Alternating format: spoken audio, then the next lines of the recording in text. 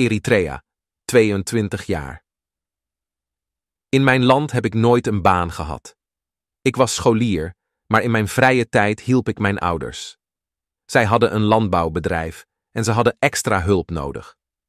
Toch wilde ik na de middelbare school niet op de boerderij van mijn ouders werken. Mijn wens was om iets met techniek te doen. Het eerste jaar in Nederland vond ik heel zwaar. Ik was hier helemaal alleen, in een land met heel andere gewoontes en een moeilijke taal. Maar ondanks deze problemen ben ik verder gegaan. Vluchtelingenwerk en de gemeente hebben me geholpen om een baan te vinden. Samen met een coach heb ik verschillende bedrijven bezocht. Uiteindelijk ben ik bij een machinefabriek begonnen. Daar werk ik nog steeds, met veel plezier. Ik heb de afgelopen jaren verschillende cursussen gevolgd en wil volgend jaar een mbo-opleiding metaal doen. Sune, Thailand, 29 jaar.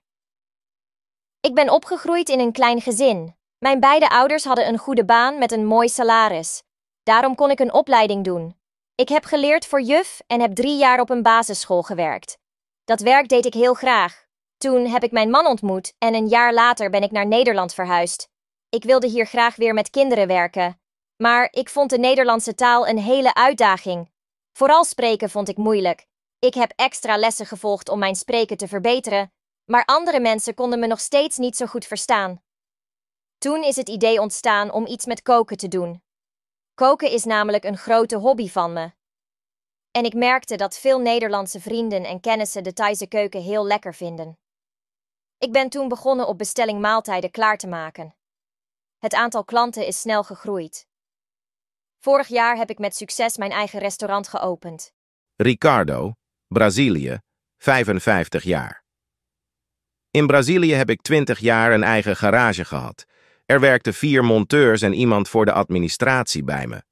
Toen ik naar Nederland kwam was ik 50. Niet de ideale leeftijd om een baan te vinden en helemaal niet om weer een eigen zaak te beginnen. Tijdens mijn inburgering heb ik een stageplek bij een garage gezocht. Ik werkte daar 3 dagen per week.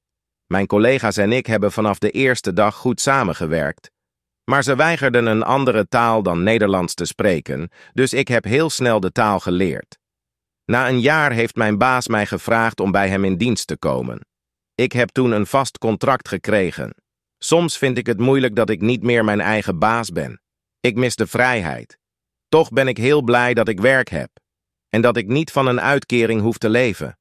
Mariam, Afghanistan, 32 jaar.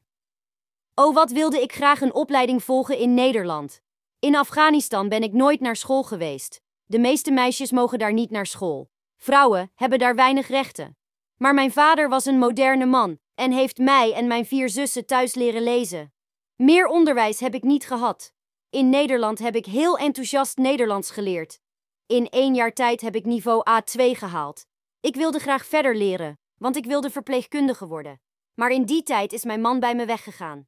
Ik moest alleen verder met mijn 3 kinderen en werd depressief. Dat is nu 3 jaar geleden. Ik voel me nu beter en heb weer zin in het leven. Vorige week heb ik me ingeschreven voor een opleiding zorg en welzijn. En volgende maand begin ik. Ik kan niet wachten!